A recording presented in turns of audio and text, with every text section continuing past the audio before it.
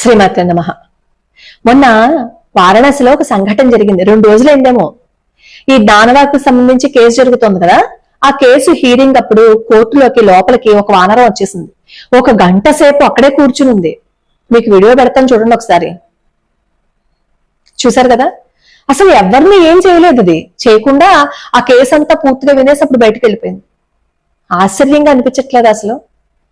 అంతమంది ఉన్న చోటకి ఏదైనా ఒక వానరం వచ్చింది అంటే భయపెడుతుంది, లేదంటే భయపడుతుంది.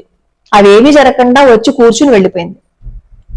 అక్కడ ఉన్న వాళ్ళందరూ అనుకున్నారు ఇది మహిమే, మనకి పాజిటివ్ ఇండికేషనే కనిపిస్తోంది అని. ఈ విశ్వేశ్వరుడి ఆలయానికి సంబంధించి అలాగే పరాయి మతస్థులకి సంబంధించి కేసు ఒకటి విచారణ జరుగుతోందనమాట. అప్పుడు వచ్చింది ఈ వానరం. మన దేవాలయాల్ని ఆక్రమించేసుకుని వాళ్ళ ప్రార్థనా స్థలాల్ని కట్టేసుకుని పైగా మన మీద కేసు వాళ్ళు. మనవి మావి అని చూపించుకోవటం కోసం ఎన్ని ప్రయాసలు పడవలసి వస్తుందో, ఎన్ని ప్రయాసలు పడినా గాని మాది మాది మాది అంటారు వాళ్ళు. రామమందిరం ఇన్సిడెంట్ అలాగే కదా, ఎప్పటికీ మాది అంటారు వాళ్ళు. ఇప్పుడు ఈ జ్ఞానవాపిలో వచ్చిన ఈ వానరం ఏదైతే ఉందో, ఇలాంటి సంఘటనలు అయోధ్యలో ఎన్నో జరిగాయి. ఎంతమంది ప్రాణాలను కాపాడిన సంఘటనలు మనకు అయోధ్యలో తెలుస్తాయి ఆ చరిత్ర చదువుతుంటే.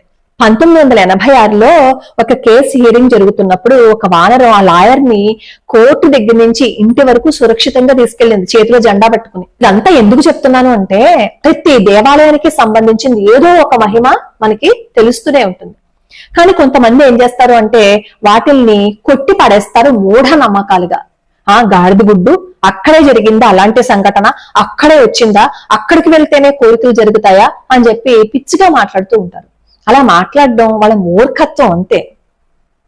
ఇప్పుడు నేను చెప్పబోయే సంఘటన విని మీరేమనుకుంటారో నాకు కింద కామెంట్ పెట్టండి. ఎందుకంటే ఈ సంఘటన జరిగింది ఏదో ఆషామాషి వ్యక్తి జీవితంలో జరగలేదు.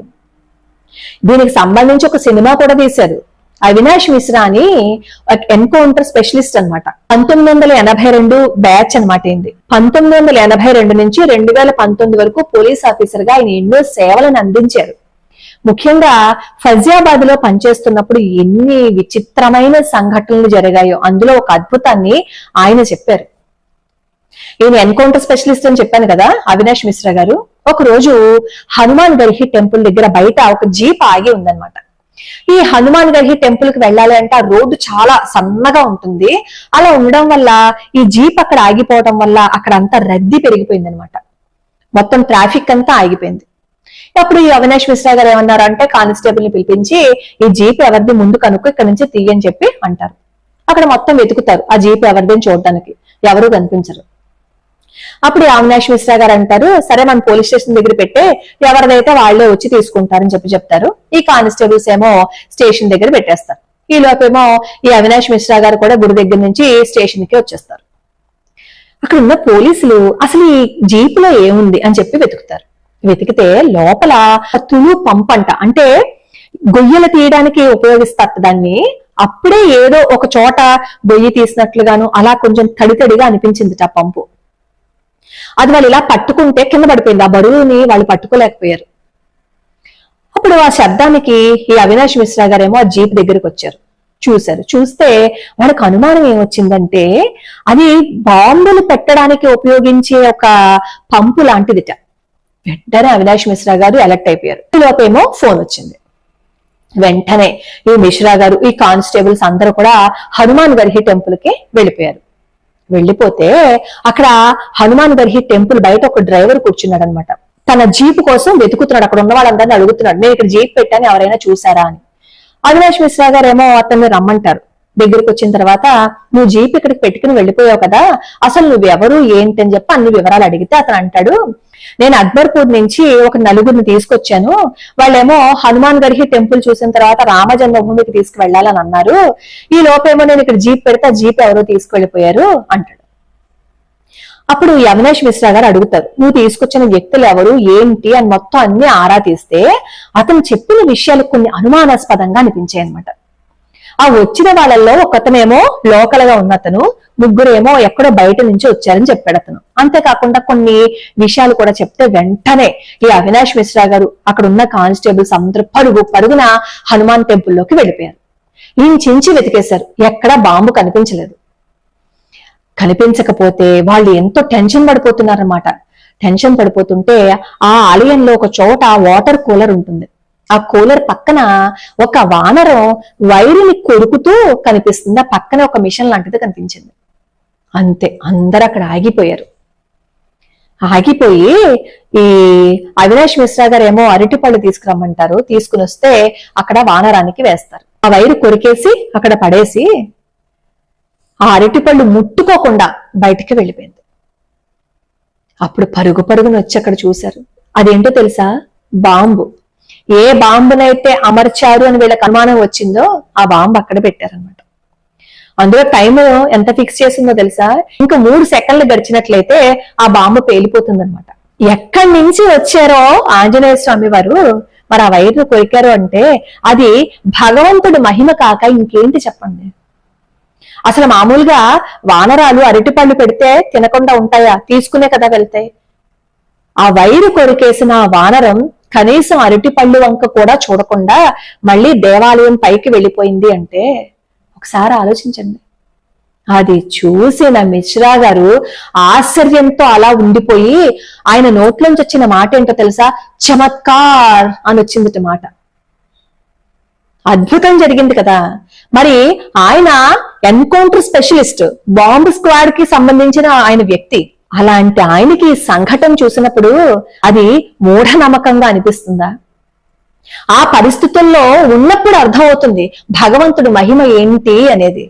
ఎన్ని వందల ప్రాణాలు కాపాడు ఉంటుంది చూడండి ఆ వానరం. అది వానరం అంటారా, ఆంజనేయ స్వామి అంటారా? 20 కిలోల RDX పెట్టారట వాళ్ళు అక్కడ. అంటే ఎంత విస్ఫోటనం సృష్టించాలని వాళ్ళు ప్రయత్నించి ఉంటారు. అంటే హనుమాన్ గడిహి తర్వాత వాళ్ళు మళ్ళీ రామ జన్మభూమి ఆలయం దగ్గర కూడా వద్దామని అనుకున్నారనమాట. ఈ లోపు ఆ తర్వాత వాళ్ళని ఏదో పట్టుకున్నారు, తర్వాత ఏదో ఇన్సిడెంట్స్ జరిగాయి అనుకోండి. కానీ నేను ఇదంతా ఎందుకు చెప్తున్నానంటే మన చరిత్రకు సంబంధించి ఇలాంటి అద్భుతాలు ఎన్నో జరిగాయి. 1949లో అర్ధరాత్రి ఆకాశంలో పెద్ద వెలుగు కనిపిస్తే బాలరాముడు వచ్చి అయోధ్య రామ మందిరంలో అక్కడికి వచ్చారు తెలుసా? అది చూసి చెప్పింది ఎవరో తెలుసా? మన వాళ్ళు కాదు, అబ్దుల్ బరకత్ అని పరాయి మతస్థుడు. అతను చెప్పాడు వచ్చి, నేను చూశాను ఆకాశంలోంచి మెరుపు వచ్చింది, ఏదో విగ్రహం లోపల దిగింది అని. అసలు రామ జన్మభూమి గురించి చదువుతుంటే ఎన్ని అద్భుతాలు జరిగాయో, ఎన్ని అద్భుతాలు భగవంతుడు అక్కడ చేశాడో, ఆంజనేయ స్వామి వారు ఆ రామ జన్మభూమిని కాపాడుతున్నారు అనడానికి ఎన్ని సంఘటనలు జరిగాయి అనేది మనకు అర్థం అవుతుంది. మనకి తెలియదు కాబట్టి ప్రతి దాన్ని మూఢనమ్మకంగా మూర్ఖత్వంతో కొట్టి పడేస్తాం. మూర్ఖులు చెప్పిన మాటల్ని నమ్మి మనం కూడా అది అబద్ధం, కల్పితం అని అనుకుంటాం. ఎంతమంది కరసేవకుల ప్రాణాలు రామ జన్మభూమి కోసం అర్పించారో తెలుసా? ఎంతమంది RSS కార్యకర్తలు గాని, ఎంతమంది విశ్వ హిందూ పరిషత్ కార్యకర్తలు గాని వాళ్ళ ప్రాణాలని తృణప్రాయంగా వదిలేశారో తెలుసా రామ మందిరం కోసం? ఒక్క రామ మందిరమేనా? RSS కార్యకర్తలు గాని, విశ్వ హిందూ పరిషత్ వాళ్ళకి గాని సంబంధించిన ఏ కార్యకర్త అయినా దేశం కోసం ఎంత వాళ్ళు తపన పడ్డారో తెలుసుకుంటే కనీసం మనమైనా కొంచెమైనా దేశం కోసం ఆలోచిస్తాం. గోత్రా సంఘటన జరిగింది కదా, దాని గురించి ఎన్ని మాటలు మాట్లాడారు. అసలు జరిగిన సంఘటన తెలుసుకుంటే అసలు ఏం జరిగింది అనేది మనకు అర్థమవుతే కనీసం అప్పుడైనా మూర్ఖుల మాటలకు మనం స్పందించకుండా మనం ఏం చెయ్యాలి, మన కర్తవ్యం ఏంటి అనేది మనకి బోధపడుతుంది. ఏ ఆలయానికి సంబంధించిన ఏదైనా జరిగింది అంటే అది కల్పితం కాదు. ఇప్పుడు నేను చెప్పినవన్నీ మీరు ఒకసారి గూగుల్ చేసి చూడండి, మీకు తెలుస్తుంది నేను అబద్ధం చెప్పానా నిజం చెప్పానా అనేది. ఇవన్నీ ఎంతో మంది పరాయి వాళ్ళ పుస్తకాల్లో రాశారు. మన చరిత్రను మనం రాసుకున్నాం అంటే మనకు అనుగుణంగా రాసేసుకున్నాం అని అనుకుంటారు. కానీ పరాయి వాళ్ళు కూడా మన చరిత్ర గురించి రాసి పెట్టుంచారు. దేవాలయాలకి వెళ్ళండి. ప్రతిరోజు దేవాలయానికి వెళ్ళినట్లయితే మన దేవాలయాలని ఇంకొకటి ఎవడో వచ్చి కబ్జా చేసుకోడు. ఆ దేవాలయాలు మళ్ళీ పూర్వ వైభవానికి తీసుకురాబడతాయి. లోకా సమస్తా సుఖినో భవంతు, సర్వే జనా సుఖినో భవంతు.